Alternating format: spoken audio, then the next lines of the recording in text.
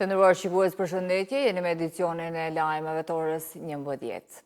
Presidenti i Shqipërisë Bajram Begaj në fjalën e tij në Asamblenë e Përgjithshme të OKB-s në New York, tha se anëtarësimi i Kosovës në Kombet e Bashkuara do të ishte një akt drejtësie për popullin e saj dhe një kontribut për paqen e qëndrueshme në Ballkanin Perëndimor.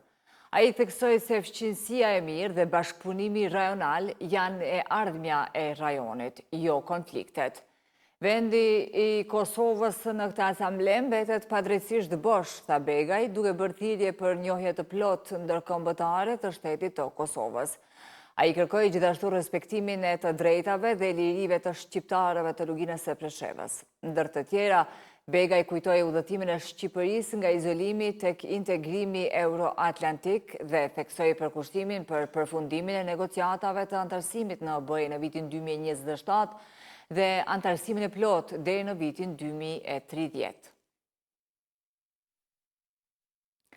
Presidenti Vjosa Osmani zhvilloi një takim me përfaqësuesen e lartë të BE-s Kaja Kallas gjatë asamblesë OKB-s në New York. Në fokus të bisedës ishin zhvillimet në Kosovë dhe në Ballkanin Perëndimor, si dhe procesi i integrimit evropian. Osmani ritheksoi prioritetin e integrimit të Kosovës në BE dhe kërkoi heqjen e masave të vendosura nga Bashkimi Evropian, duke i cilësuar të padrejta dhe të dëmshme për qytetarët dhe partneritetin Kosovë-BE.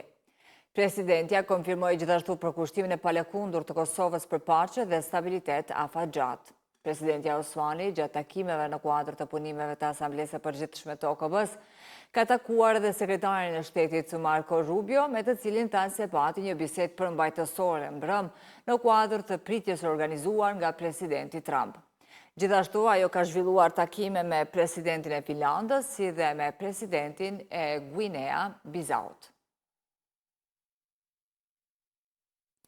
E heqjen e masave të Bashkimit Evropian ka kërkuar dhe Ministrja për Evropën dhe Punët e Jashtme Elisa Spiropali. Ajo deklaroi se Bashkimi Evropian duhet t'ia heqë sanksionet Kosovës, duke shprehur njëkohësisht keqardhje për mos konstituimin e kuvendit. Në një intervistë televizive, Spiropali theksoi se Shqipëria do ta përdorë zërin e saj për ta mbështetur Kosovën në forume ndërkombëtare. E në takimin e kartës së Adriatikut, gjatë qëndrimit në New York, Ministrja e Jashtme në detyrë Donika Gërvalla tha se Kosova hyn në këtë format me institucione të forta sigurie dhe me vullnet për bashkëpunim rajonal.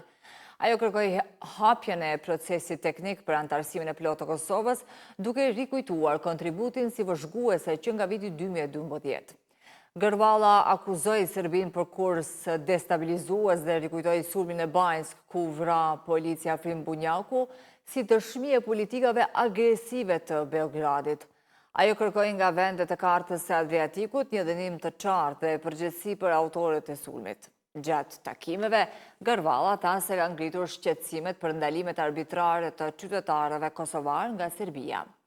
Gërvalla ka marrë pjesë në drekën e punës të vendeve të procesit të bashkëpunimit të Evropës juglindore.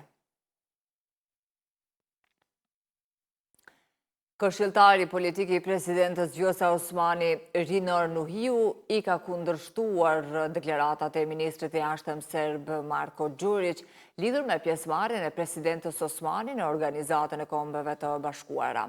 Ai ka shtuar se fabrika e lajmeve të rreme e Beogradit po përhap dezinformata, por Kosova qëndron e pranishme dhe vendosur në arenën ndërkombëtare.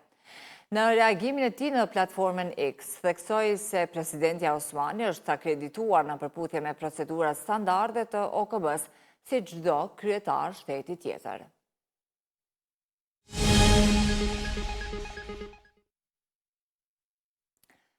Prokurori i shtetit ka njoftuar se gjatë 24 orëve të fundit janë ngritur 54 akt akuza kundër 65 personave, janë ndaluar 20 persona dhe janë paraqitur 4 kërkesa për paraburgim për 5 të dyshuar.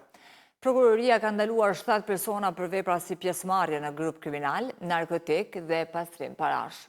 Në prokurorinë themelore në Prishtinë janë ngritur 16 akt akuza kundër 18 personave për veprat penale që përfshin armë të paautorizuara, vjedhje, vetgjyqësi, dhunë në familje dhe kanosje. Raporti tregon një aktivitet të gjerë hetues dhe ligjor për parandalimin dhe ndëshkimin e veprave penale në të gjitha rajonet e Kosovës. Ndërkaq, në 24 orët e fundit, policia ka njoftuar se ka arrestuar 25 persona, prej të cilëve 22 ka dërguar në mbajtje.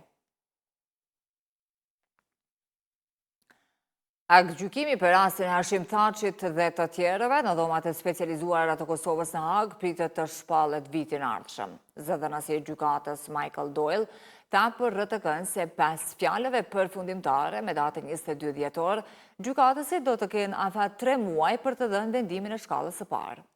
Prokuroria ka kërkuar vazhdimin e paraburgimit të Thaçit, duke argumentuar ekzistencën e dyshimeve për kryerjen e veprave penale që bien në jurisdiksionin e dhomave të specializuara. As I mentioned before, there is Siç e kam përmendur më herët, ekziston një datë e synuar e caktuar nga gjykata për fjalët përfundimtare para pushimit më 22 dhjetor. Atëherë fillojnë edhe afatet tjera, kur do të jenë edhe deklaratat përmbyllëse, e pas tyre gjykatësit kanë 3 muaj kohë për të dhënë gjykimin, nëse nuk ndodh ndonjë rrethanë e jashtëzakonshme.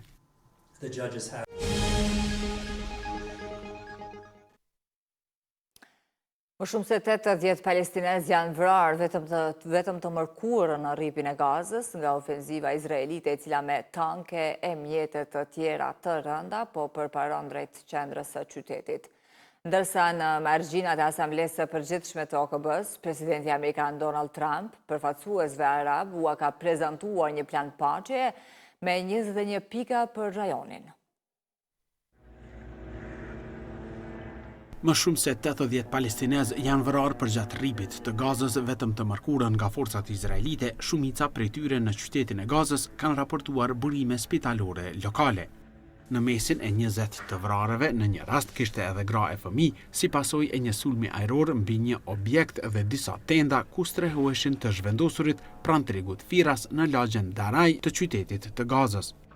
Ushtria izraelite ka thënë se caki sulmet ishin 2 luftëtar të Hamasit, duke shtuar se numri i viktimave të raportuar nuk përputhet me të dhënat e tyre. Ndërkohë, trupat izraelite të mbështetura nga tanke dhe mjete të tjera të rënda luftarake po vazhdojnë përparimin drejt qendrës së qytetit të Gazës, të cilin ushtria izraelite e konsideron bastion të Hamasit. Sipas ushtrisë izraelite, ofenziva toksore ka për qëllim lirimin e pengjeve që ende mbahen nga Hamasi dhe sigurimin e një disfate vendimtare për grupin armatosur palestinez. E në një zhvillim tjetër, i dërguari i posaçëm amerikan Steve Witkoff ka deklaruar se presidenti Donald Trump në margjinat e Asamblesë së Përgjithshme të OKB-s u ka prezantuar një grupi arab dhe musliman një plan paqeje me 21 pika për lindjen e mesme dhe Gazën. Witkoff nuk ka dhënë detaje mbi përmbajtjen e planit, por ka theksuar se ai adreson si shqetësimet izraelite, ashtu edhe ato të fqinjve të rajonit.